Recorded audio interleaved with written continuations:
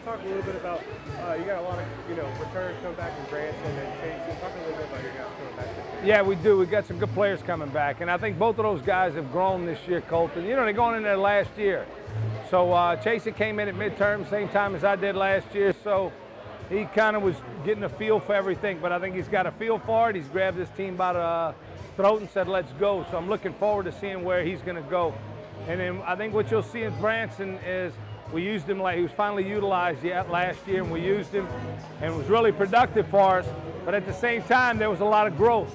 So we can't wait. I'm so excited to see the growth, the possibilities of him and what he can do, especially in the red zone in the pass game, but even more than that is physicality in the run game. You got on the defensive side, you got Isaac coming back, a couple other guys, but he's your big guy on the defensive line.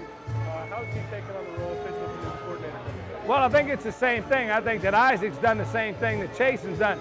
Come into his own and said, hey, you guys follow him. I'm going to take care of this thing. Let's go. And they got out behind and pushed those guys forward. All season was really good. The summertime was fantastic. So I'm excited about that from that standpoint. And then some other guys jumped in there too, like Dejon Lynch and Mike Mason and Will Douglas and Ron Cherry. Those guys, Fred Brown, those guys worked extremely hard. So now it's time for them to come into their own and do what they're supposed to be doing on the field for us. Second year in the Southland Conference, I know you were trying to get used to things.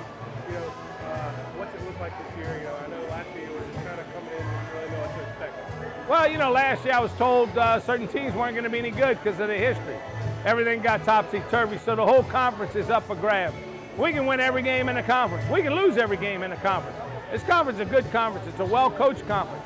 I think the addition of Lance Guidry as our defensive coordinator, who knows the conference probably as well as anybody, as a player, as a coordinator, and as a head coach, has been a great help for me this spring and will continue to do so this fall.